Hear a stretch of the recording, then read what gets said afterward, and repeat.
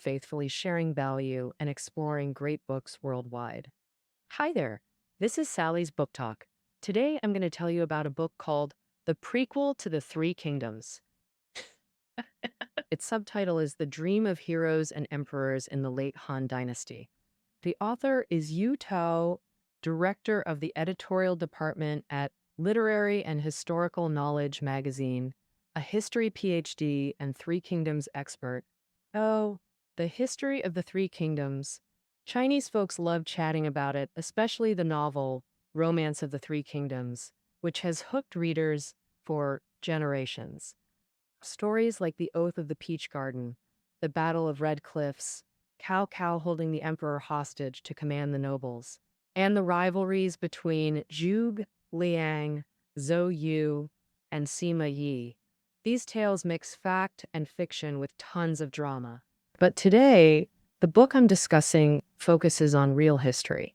The book covers the collapse of the Eastern Han Dynasty up to the formation of the Three Kingdoms period, detailing the history before Wei, Shu, and Wu were established. After this episode, you'll see that this real history is just as thrilling as the fictional stories. Now, let me take you back to the chaotic times of the late Eastern Han Dynasty for a closer look. What was the crisis that caused the Eastern Han Dynasty to collapse? In this crisis, what roles did the three political forces, imperial relatives, eunuchs, and scholar officials, each play in the late Eastern Han? And after the crisis, how did the political landscape of the Eastern Han change? And how did it gradually lead to its downfall? First up, the crisis behind the collapse. Many folks immediately think of the Yellow Turban Rebellion. This peasant uprising erupted in 1840 AD and swept across most of China. It hit the Eastern Han Dynasty hard, but it wasn't fatal because the court squashed the rebellion in under a year, and peace seemed to return. So the real trigger for the Han's fall was the imperial succession crisis. Since Emperor Ling never picked a crown prince, when he died in 1989 AD, things got messy fast. All sorts of political forces jumped in, fighting fiercely over who'd be the next emperor. So, what political forces were active in the late Eastern Han? There were three factions: imperial relatives, eunuchs, and scholar officials. First, let's look at the imperial relatives. That's kin of the empress or empress dowager. When one becomes empress, the whole family scores titles and promotions. So these newcomers are known as imperial relatives. Every dynasty had them, but the Eastern Han's imperial relatives made a unique spectacle.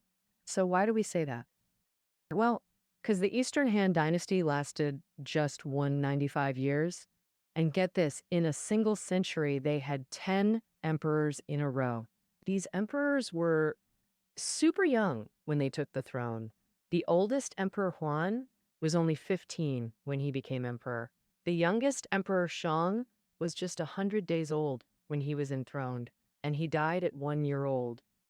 Ooh. With the emperor being so young, he had to rely on his mom, the Empress Dowager. So that's how the tradition of her ruling from behind a curtain started. And to keep her power secure, the Empress Dowager had to put her relatives in key positions. So, in the later part of the Eastern Han, imperial relatives ran the show, even holding power over who lived and died among the emperors. A prime example is General Liang Ji. Under Emperor Zi, he used his position as the Empress Dowager's brother to do whatever he pleased.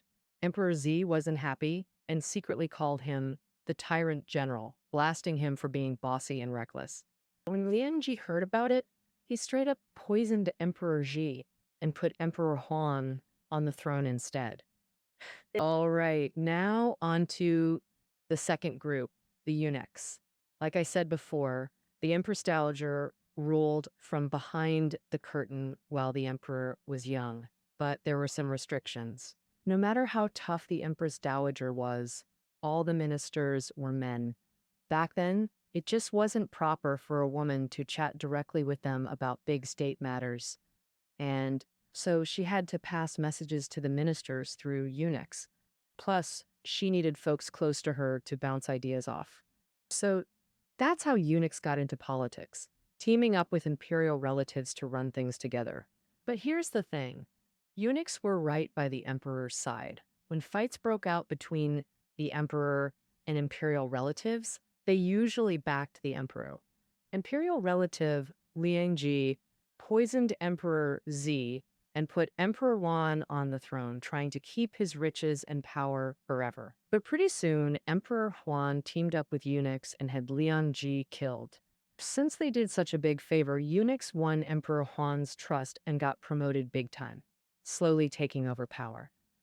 Oh, the next emperor after Emperor Huan, Emperor Ling, went through something very similar. When he became emperor, he was just 12, a puppet controlled by imperial relatives. Later on, Emperor Ling also pulled off a coup with eunuch help to take back his power. So, Emperor Ling trusted eunuchs big time too. In his later years, he relied heavily on the core group of eunuchs, the 10 attendants. That's 10 top guys who served right by the emperor, letting them run the show. So control of the Eastern Han Dynasty kept shifting between imperial relatives and eunuchs. Each shift brought bloodshed and chaos, seriously weakening the dynasty's foundation. That's why historians see Emperor Han and Emperor Ling's reigns as the turning point of the Han's decline, called the Han-Ling decline. Now, the scholar officials were the most anxious about the dynasty's decline. During the Han dynasties, important government posts were monopolized by powerful aristocratic families. These big families studied classics and served as officials for generations. They intermarried, took disciples, and built deep political networks. Especially in Yingchuan and Runan commanderies, modern southern Henan and northern Anhui, big families there wove huge influence networks across the court and country. During Emperor Han and Ling's reigns, scholar officials hated the eunuch monopoly. They united to suppress them. But emperors firmly trusted eunuchs, leading to two partisan prohibitions in late Eastern Han. Emperors believed eunuchs that scholar officials were conspiring against them. Brutal crackdowns followed, cementing the feud. So when Emperor Ling died, three power groups remained: imperial relatives, eunuchs, and scholar officials. Emperor Ling's heir was just 13. Succession was unsettled, making imperial relatives' control seem inevitable.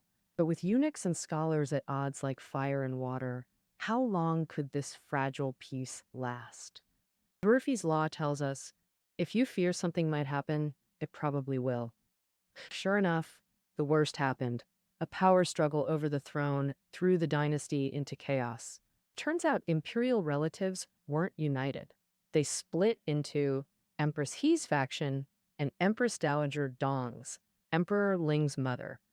Empress He had Liu Bei, the rightful heir. Shouldn't succession be straightforward? The problem, Emperor Ling disliked his heir, seeing him as uncultured and lacking royal dignity. Oh, he preferred his clever younger son Liu Shi, but passing over the heir broke tradition and would outrage scholar officials. So Emperor Ling kept hesitating, but before he could decide, he died, and trouble began. Empress He definitely wanted her son Liu Bei on the throne, but Lucy was tough competition with Empress Dowager Dong backing him. Years earlier, revealing, Empress He had killed Liu Shi's birth mom in palace intrigue, so Empress Dowager Dong adopted him. Naturally, Empress Dowager Dong wanted Liu Shi to succeed. If that happened, Empress He and her son would be in danger, because Liu Shi would surely seek revenge. This was a life or death fight. Neither side would spare the other if they won. The two imperial factions clashed, each with powerful backers. Empress He had two brothers, General-in-Chief He Jin and General of Chariots He Miao. They held military power, plus He Jin had strong ties with scholar officials. Famous scholars like Yuan Shao, Cao Cao, and Kong Rong were in his circle. Empress Dowager Dong's nephew was general of agile cavalry, also with troops. But compared to He Jin, he was way weaker in both power and reputation. So Empress Dowager Dong took a step. She allied with eunuchs, pulling Yuan Shu to her side.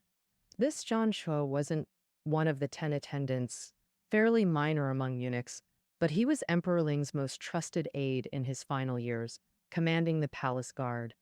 When Emperor Ling was dying, Jian Shuo was the only eunuch present. The emperor even gave him his final edict, meaning Jian Shuo could fake the edict's contents. No one else saw it, and make it look really bad for Empress He. But then the eunuchs split internally. The 10 attendants made their move. Fearing Jian Shuo threatened their power, they sided with the He family, killed him, and forced Empress Dowager Dong to suicide. So Emperor Ling's heir, Liu Bei, took the throne smoothly. He's known as Emperor Shao. The Eastern Han seemed back on track, but remember, after the partisan prohibitions, scholar officials and eunuchs were like oil and water. With Emperor Ling dead, power fell to General He Jin. Surrounded by famous scholars, how could they not seize this chance to crush the eunuchs? As the scholars' leader, Yuan Shao urged He Jin to summon fierce generals from everywhere to Luan and end eunuch interference for good. But honestly, He Jin's forces in Luoyang were plenty strong, no need for outside troops. His advisors Cao Cao and Chenlin opposed the idea. So why did Yuan Shao make this suggestion? And why did He Jin accept it?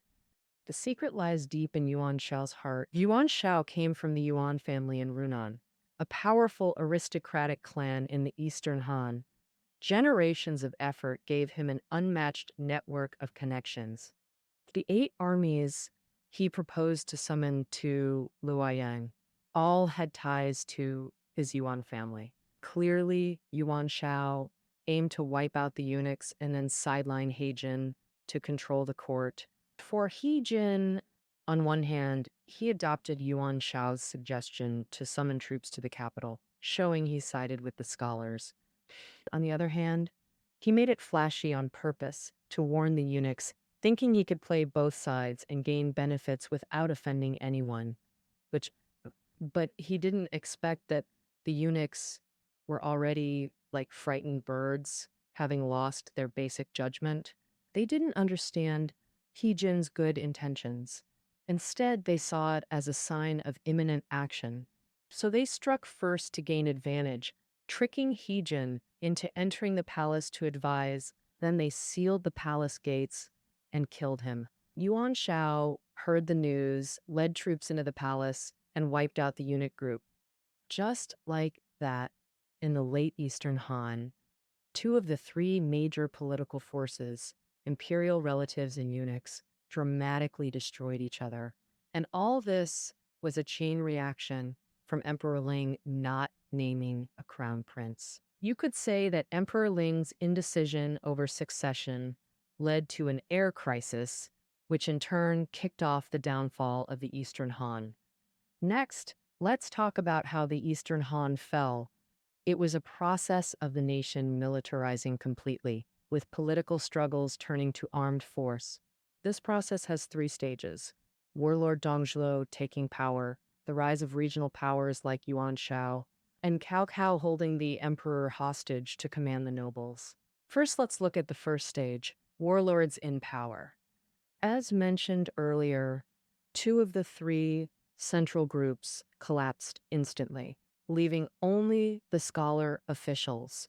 Yuan Shao naturally became their leader due to eliminating the eunuchs and should have taken over the court. But the political scene started changing. So in the 8 armies Yuan Shao summoned to the capital, didn't all obey him. The biggest wild card was Dong Zhuo, a warlord who long controlled Liangzhou's military. He wasn't as incompetent as Romance of the Three Kingdoms portrays. Actually, Dong Zhuo had strong military skills and was a key general safeguarding the western frontier of the Eastern Han. Dong Zhuo's forces were fierce and ruthless, known as a tiger and wolf army. And just like Yuan Shao, Dong Zhuo had his own hidden agenda. After entering Luoyang, Dong Zhuo did something earth-shattering. He deposed Emperor Shao and installed Liu Bei instead. The surface reason was that Emperor Shao lacked imperial bearing, while Liu Bei remained calm and composed, showing true emperor-like grace. Actually, Dong Zhuo was targeting the scholar officials. You see, the scholar officials had desperately backed Emperor Shao. Deposing him was like giving them a stern warning. Of course, Yuan Shao and his allies were unhappy, but in Luoyang, Yuan Shao was no match for Dong Zhuo and had to flee to Jizhou. As soon as he left, Dong Zhuo immediately installed Liu Shi as emperor. He became Emperor Xian, the last emperor of the Han Dynasty. Thus, Dong Zhuo took control of the central government as a military man. In their approach to the imperial family, military men differed fundamentally from imperial relatives and eunuchs. Imperial relatives and eunuchs lacked inherent power. They relied on imperial authority for a share of benefits. And no matter how much they schemed, they couldn't replace the emperor. That's why the Eastern Han remained turbulent for over a century without collapsing. But military men were different.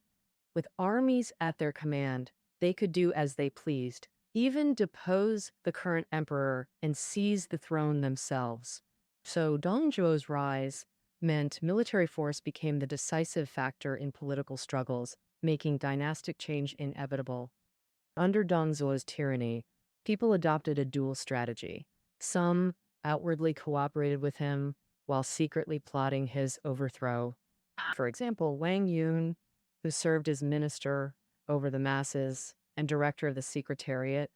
Others, like Yuan Shao, went to the regions to organize armed local factions, rising to prominence on the political stage. This marks the second stage of the Eastern Han's downfall. Take Yuan Shao as an example. After leaving Luoyang, he went to Jizhou. Why did he choose Jizhou? First, during the Han Dynasty, Jizhou was vast and populous, equivalent to modern Hebei province, making it ideal for building strength. Additionally, the Yuan family claimed disciples and former officials everywhere, and Han Fu, the governor of Jizhou at the time, was a Yuan disciple. So Yuan Shao sought refuge with him and was warmly received.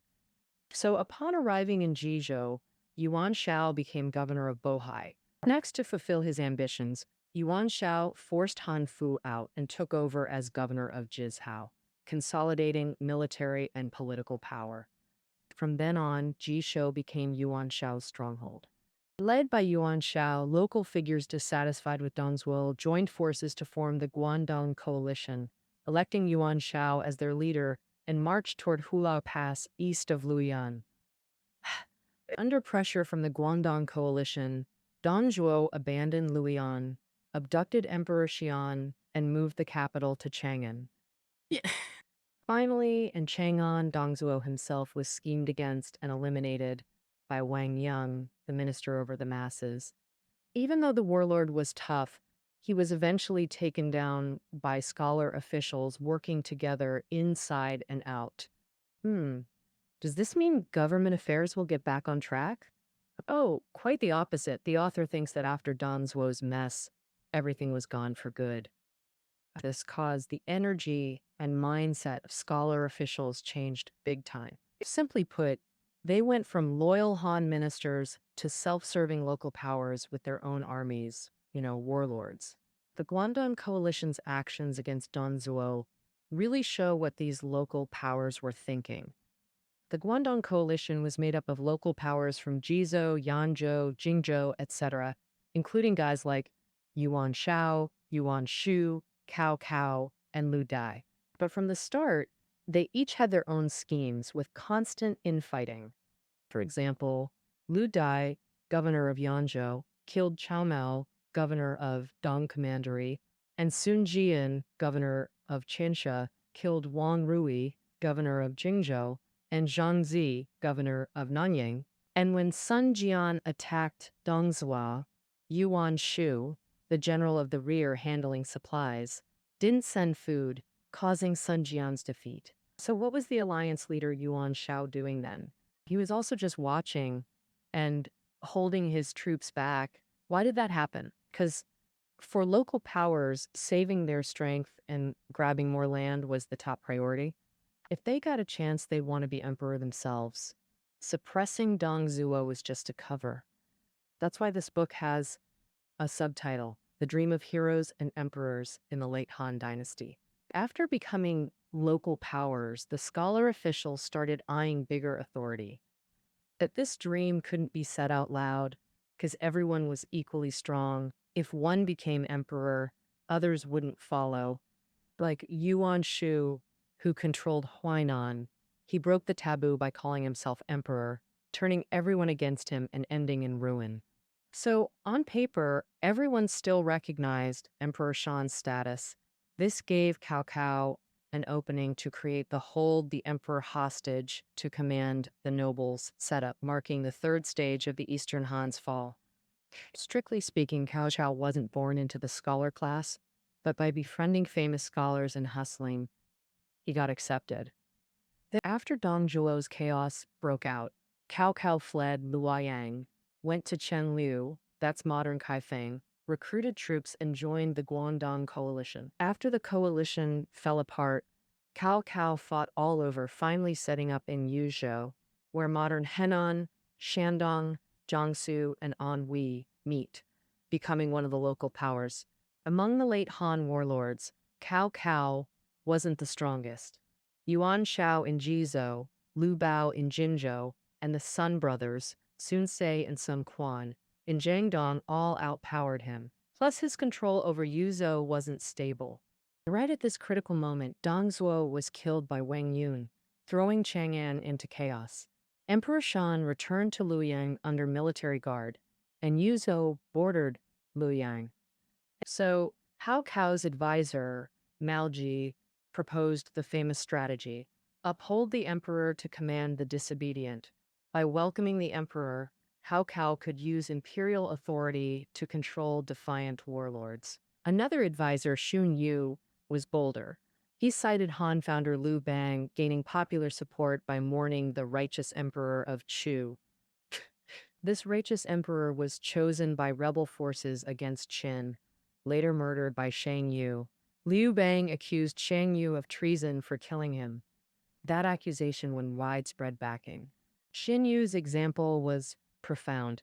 Liu Bei fought under the banner of avenging the righteous emperor, but after victory, he took the throne himself, founding the 400-year Han Dynasty. This unmistakably reminded Cao Cao that upholding the emperor could pave his own path to the throne. Over a decade later, Cao Cao and Xun Yu clashed, and Xun Yu died mysteriously. Some believe Xun Yu was loyal to the Han, and Cao Cao forced his death for planning usurpation. But judging from the earlier example, it was Xun Yu himself who suggested replacing the Han. So how did Cao Cao actually hold the emperor hostage to command the nobles? In 1960 AD, Cao Cao welcomed Emperor Xian in Luoyang. Since Luoyang lay in ruins, he moved the capital to Sucheng, his stronghold. That year, Emperor Shan appointed Cao Cao as Minister of Works and General of Chariots and Cavalry, granting him authority over all officials. In 200 AD, Cao Cao defeated Yuan Shao at Guandu, then spent 5 to 6 years unifying northern China. In these campaigns, he issued orders in the emperor's name, a legitimacy no rival possessed. In 208 AD, Cao Cao appointed himself chancellor, monopolizing power. That same year, the Sun-Liu alliance defeated him at Red Cliffs, crushing his unification dream. Yet despite this setback, he'd gained the prestige and might to replace the Han. Holding the emperor hostage to command the nobles also reshuffled the Eastern Han court. Militarily, Cao Cao relied on men from his hometown, modern Bozhou, Anhui, including relatives like Cao Ren, Cao Hong, and Xiahou Dun, who formed his core troops. Over the years, these core troops earned military merits, rose through ranks, and firmly controlled the army. Politically, Cao Cao gained support from Yinchuan scholar officials, with Xun Yu as their key representative. Through Zunyu's recommendations, famous scholars like Guo Jia, Shun Yu, and Chen Kun joined Cao Cao's camp. Essentially, Yingxuan scholar officials formed an interest alliance with Cao Cao, becoming the driving force behind his imperial ambitions. With military and political foundations set, Cao Cao accelerated his path to emperorship. In 213 AD, Emperor Shan enfeoffed Cao Cao as Duke of Wei and established the state of Wei. In 216 AD, Emperor Shan made Cao Cao king of Wei, just one step below emperor in ritual status. At this point, Cao Cao lacked only the emperor's title itself. The Eastern Han's demise was on countdown, but two unexpected wars bought it extra years. First was the Hanzhong campaign in 2017 AD. Cao Cao and Liu Bei fought over this strategic area for 2 years, ending with Cao's defeat and loss of Hanzhong. Afterward, Liu Bei declared himself king of Hanzhong, using it as a shield to consolidate his rule over Sichuan. Cao Cao could do nothing about this. The second war was the Shenyang-Fancheng campaign. In 1929 AD, Liu Bei's general Guan Yu attacked Shenyang and Fancheng, executing the classic drowning seven armies tactic. Cao's forces suffered devastating losses, morale collapsed, forcing Cao Cao to personally lead reinforcements. Exhausted from this campaign, Cao Cao returned to Luoyang and died the following year. Constant warfare left Cao Cao no time to ascend the throne himself. He missed replacing the Han personally, though the path was paved. In 220 AD, the year Cao Cao died, his eldest son Cao Pi forced Emperor Xian to abdicate, replaced Han with Wei, and posthumously honored Cao Cao as Emperor Wu of Wei. With this, the three-stage collapse of the Eastern Han was complete. A century-ruling empire reached its end. Afterward, in 221 AD, Liu Bei declared himself emperor in Chengdu, founding the Han state, later called Shu Han. And a year later, Sun Quan declared himself king of Wu. In 2029 AD, he proclaimed himself emperor in Wuchan, modern Izhou, Hubei, founding the Wu state. Strictly speaking, this is when the three kingdoms we know truly came into being. Thus, this prequel to the three kingdoms essentially chronicles the fall of the Eastern Han. The spark igniting the Eastern Han's collapse was Emperor Ling's unresolved succession crisis. The three major political forces, imperial relatives, eunuchs, and scholar officials, clashed over this. The collapse unfolded in 3 stages. Regional military forces seized central authority, turning the emperor into a puppet, and finally, the Cao family delivered the final blow by replacing the Liu Dynasty. Without subduing all regional warlords, a tripartite standoff emerged. All right, that wraps up the prequel to the Three Kingdoms. You can find reading notes below the audio. See you tomorrow.